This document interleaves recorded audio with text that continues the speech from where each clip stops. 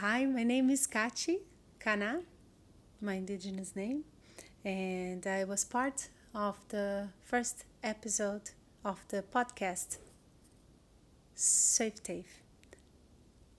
Again, that's better. Zweefteef. Zweefteef. I am Brazilian, living in the Netherlands, in Amsterdam, for the past 15 years.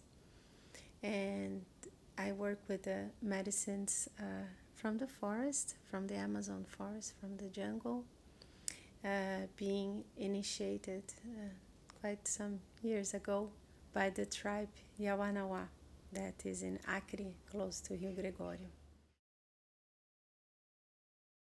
I work in the corporate world, but I try to bring the balance in my life by using the medicines of the forest, but also offering the knowledge that was acquired through my studies with the Yawanawa. So I do not claim to be a shaman, but I'm just a student.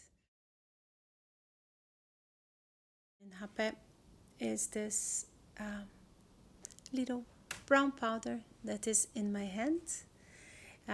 This powder is usually made of tobacco and the bark of sacred trees coming from the Amazon, where they share their ancestor knowledge.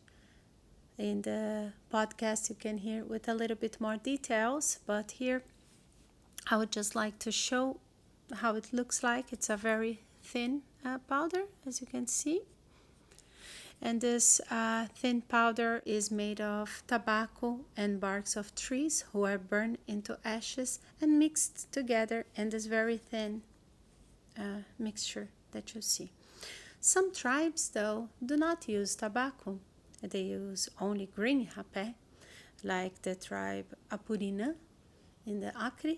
They only use green hapé. And yes, that is the pronunciation, Hapé. And they do not add tobacco. But in the ancestor knowledge for the tribes, like the Yawanawa tribes that use the bark of the tsunu tree, they add always tobacco to the ashes. So it's more common that in the indigenous culture you would find hapé mixed with these two plants. When receiving hapé from someone, we use this instrument here that it's called a tepi. This one is made of bones, but you can also have them made of different materials like bamboo. And this one came from the Yawanawa tribe, but you can find them in different sizes, shapes. So yeah, when you go into the jungle, you can have some that are a meter long. This one is what I usually carry with me in ceremonies. And the blow is received through your nose and one nostril at a time. So the smaller end of the device goes into your nose, and the one blowing will serve the hapé inside of the tepi and blow inside the nostril. Once you are ready to receive the second nostril, you're going to receive a second blow.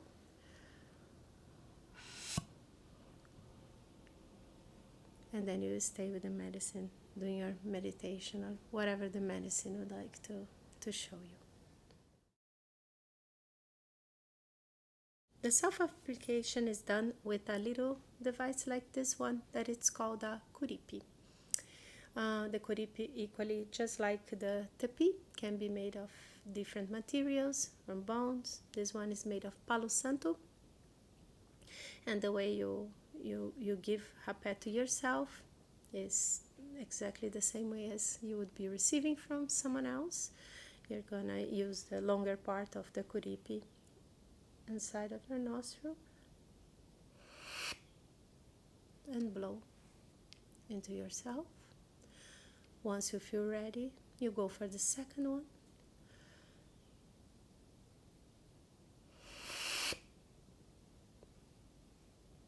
And then you can breathe normally through your mouth.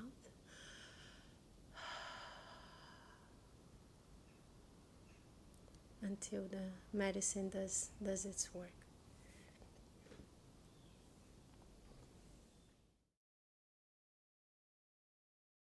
So I will show you how we use Hapé when you're doing the self-application.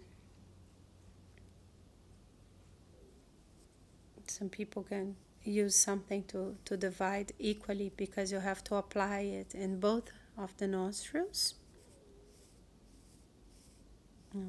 However, I'm doing it using my eyes to guide me, but it's not needed.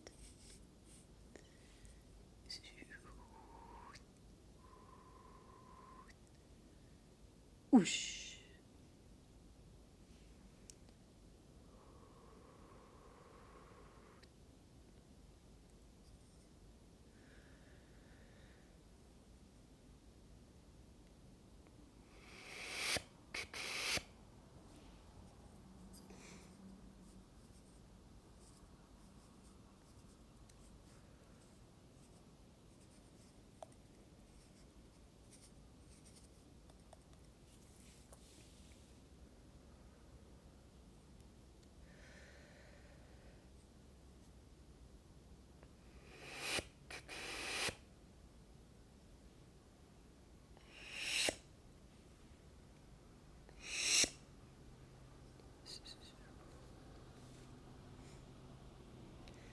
Hush, hush.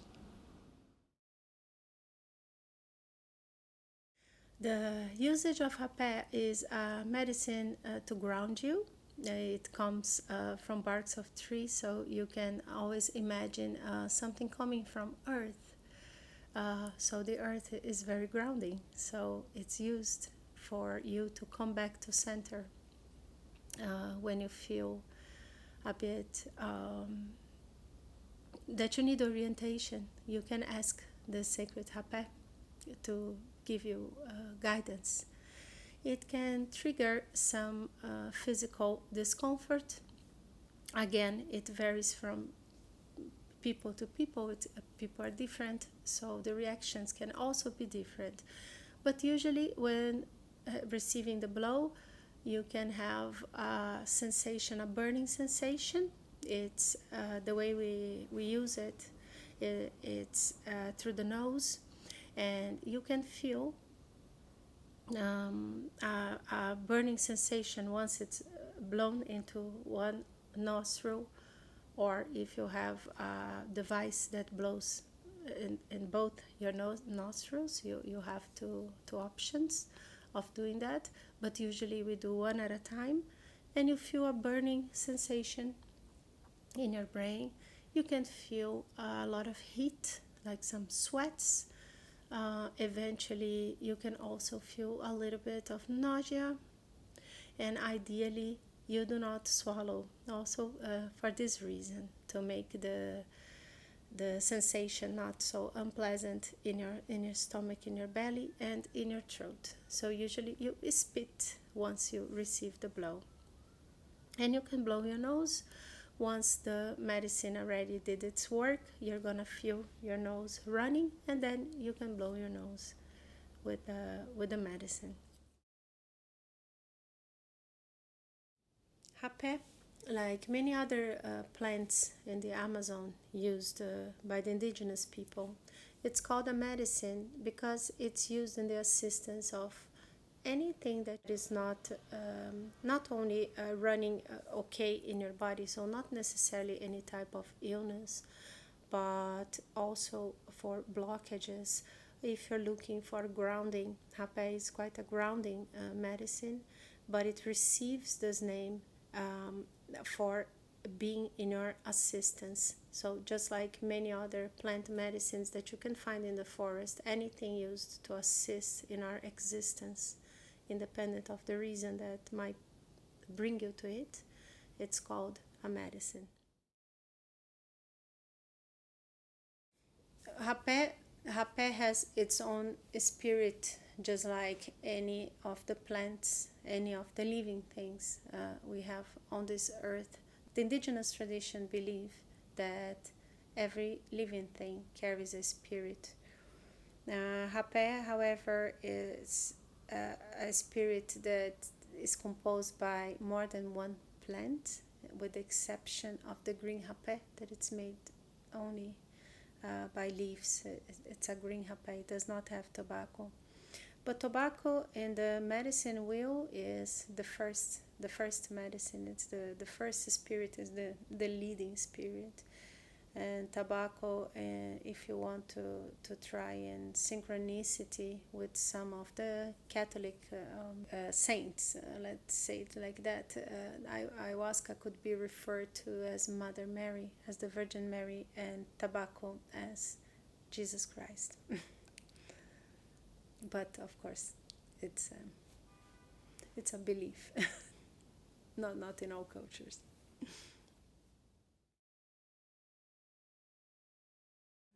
I don't think there is a right way of doing things if you want to receive hapé from yourself or from a person who is ready to apply, to blow the medicine into your body, is the right or wrong choice. I do not believe in that.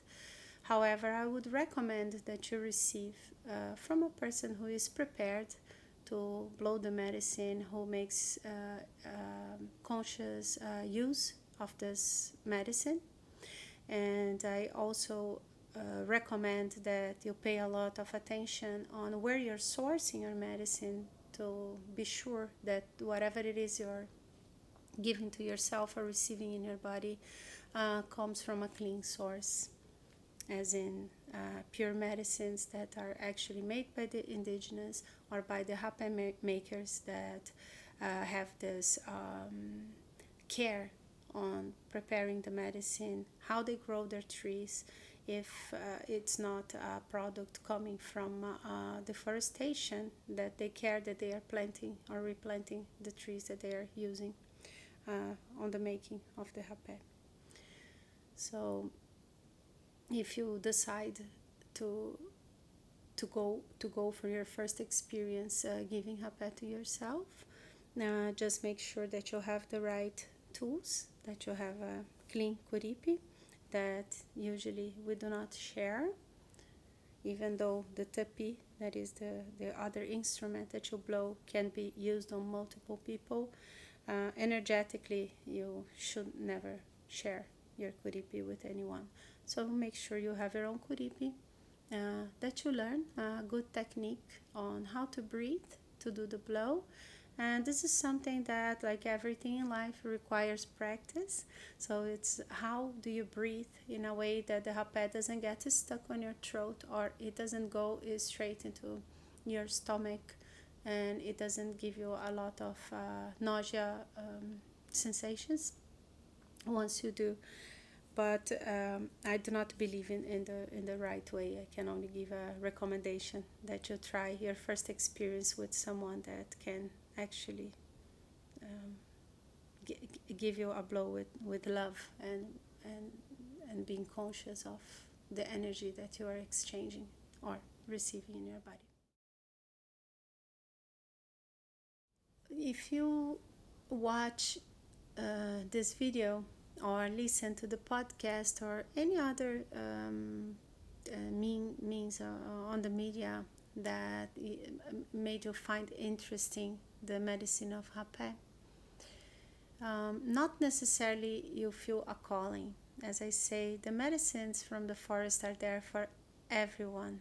They are not for a specific group of people. So there's nothing special or mandatory for you to choose to make use of this medicine. However, it's important to remember what this is made of. If you have any type of allergy, intolerance of tobacco, for example, or if it can trigger in you any type of dependency or past dependency on smokers, for example. So when you watch and you feel triggered to try, it's always recommended, like everything in life, when you feel a pain, that you do not take the medication yourself but look for a doctor. So I would recommend you to speak with someone that already makes use of the medicine, and try to inform yourself with people that actually understand about the outcome. What can you expect, even though this video is a little bit self-explanatory, but you can always have deeper conversations before making the decision of trying. I think we avoid, the people that work with plant medicines avoid calling it a drug. First of all, it has no interference from the pharmaceutical industry. It's a product that is 100% natural, and it's being manipulated, is being made first dried in the sun, and then being grinded by people by their very own hands. And I think also the word drug usually comes with a connotation of something a little bit heavier, or can even be associated with illicit drugs. But it's definitely not considered or called by this name. But as a medicine, it's considered a medicine from the ancestral knowledge of the indigenous people.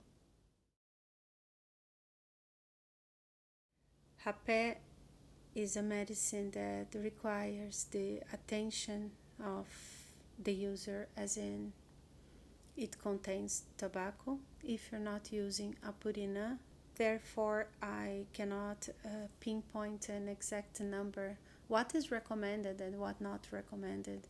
The usage goes into whatever feels right for you whenever you do have an intention to use it, and not using it without being mindful that it's still a medicine, that the source comes from the jungle, from the Amazon.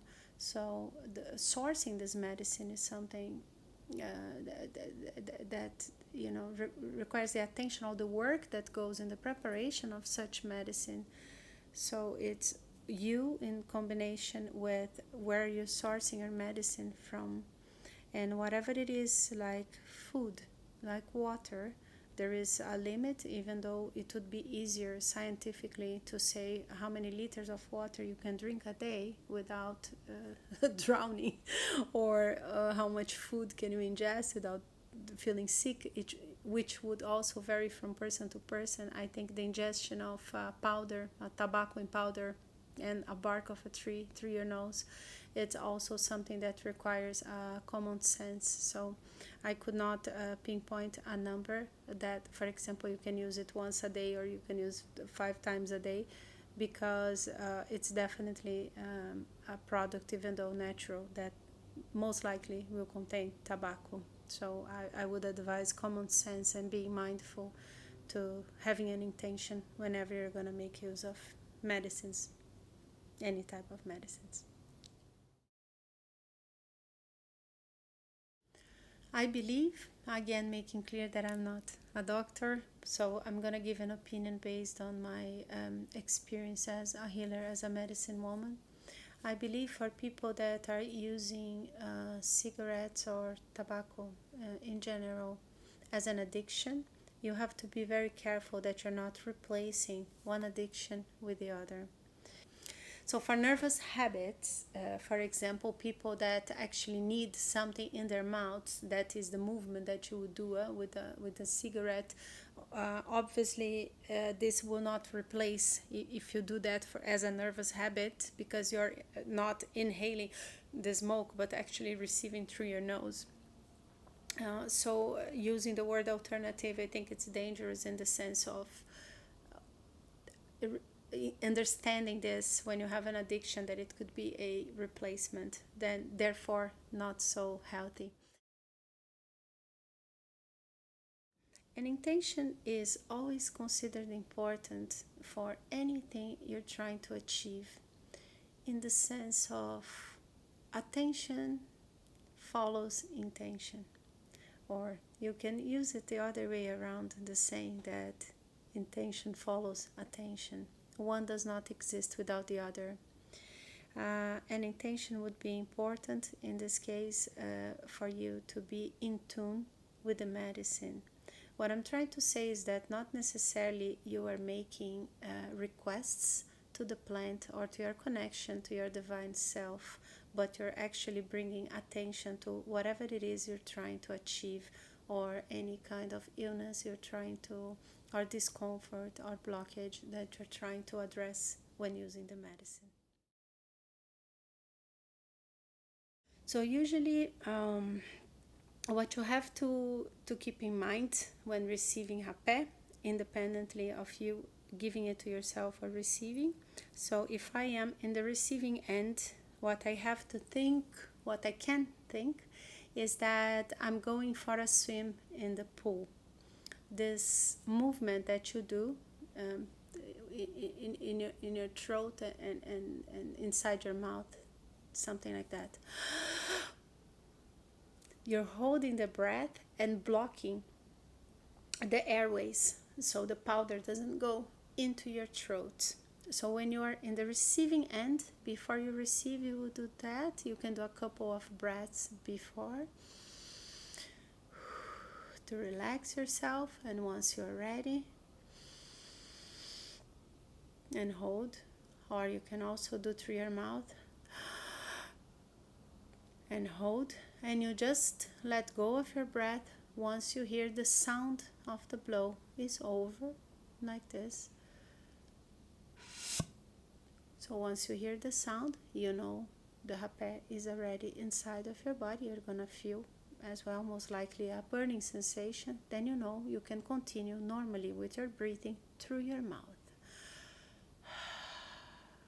When you're ready for the second nostril, what you do is you hold your breath again, still breathing through your mouth.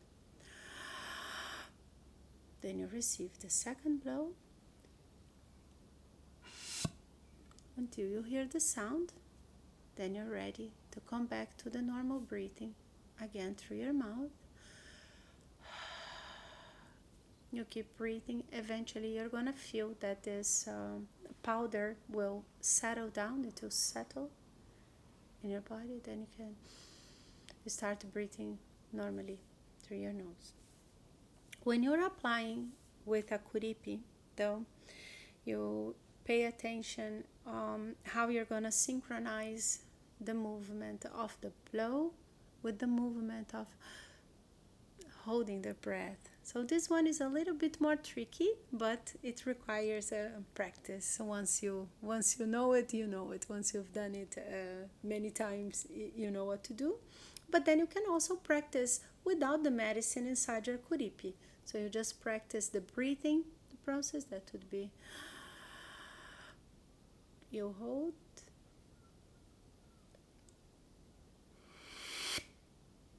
and you blow. Continue breathing through your mouth until you're ready for the second nostril.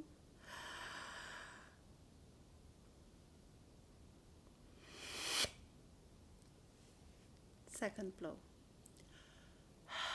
Continue breathing through your mouth in the same process as you would be receiving from someone.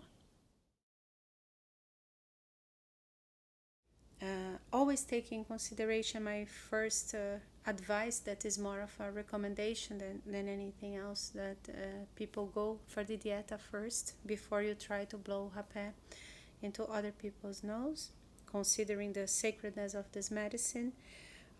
It's all about controlling your breath.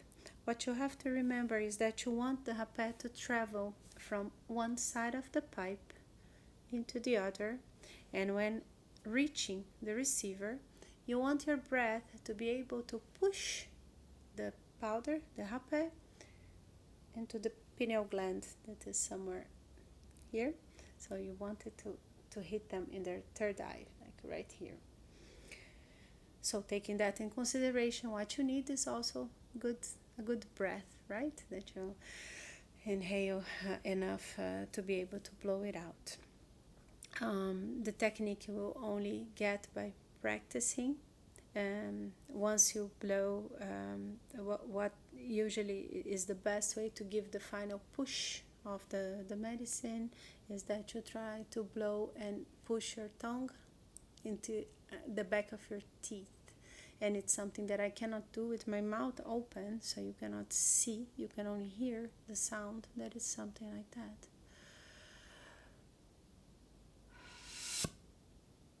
And to achieve this sound, that is the final push of the Hapé into someone's nostril, you can do by doing this technique with the tongue behind your upper teeth. But again, it requires practice, and and I want to highlight that dieta is much more recommended, because during our dieta you will learn how to do the blows. The blows are in at least 3 different types: soft, medium, and strong. And the strong one, soft, speaks for itself. So when someone is trying Hapé for the first time, we should always go for the soft blow. Medium blow, also I think it's self-explanatory. And the strong blow is when you can expect a process. Most like the amount of Hapé used is a little bit bigger and the blow is stronger. What the indigenous say is that it depends on where you want to hit with your blow. So for the soft blow, you're blowing, and the medium, you focus on the third eye. The medium blow, you're really in the pineal gland. It's like you go a little bit more profound. And the third blow, that is the strong, you should go through the neck, like you're trying to hit on the back part of the head. So that's how the indigenous say, and of course they have also names for this type of blows. Oosh, oosh, oosh. And this sound that is also evoking the spirits of Hapé. Oosh, oosh, oosh. And it's a sound that is learned from the indigenous. If you have ever any contact with indigenous tribes, it's very common that they make this sound, this letting this air release, calling spirits. The reason we do that, when you are doing that in your tapi, with the medicine inside, with the Hapé inside, you're also awakening the spirit. It's an invitation, it's a cleanse, it's an awakening for the spirit of the Hapé. And you also have this other sound, right? Haush, haush. Let me explain. Haush, haush. It's an indigenous greeting that can also can be hello. That's how they greet each other. Haush, haush. Can be also a sign of gratitude. Can be thank you. Haush, haush. Can be like when you honor something, like when you do a prayer, like Catholic prayers, that you would finish with amen. So you can also finish it with haush, haush. So it's a greeting. Hapé is a very sacred medicine from the forest. It's part of the daily life of our indigenous brothers and sisters, the guardians of the forest.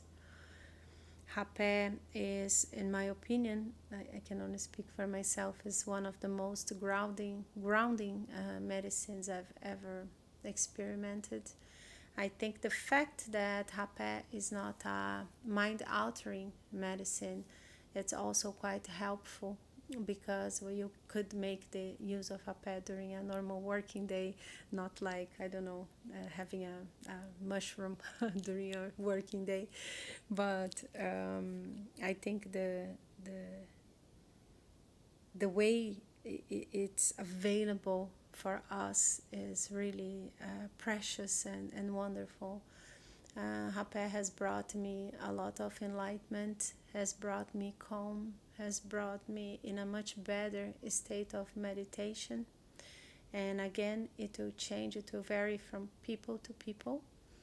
But I can only say thank you, first of all, to our dear brothers and sisters in the forest who are the ones taking care of the trees, of the tobacco, the organic tobacco that they use, that they plant themselves.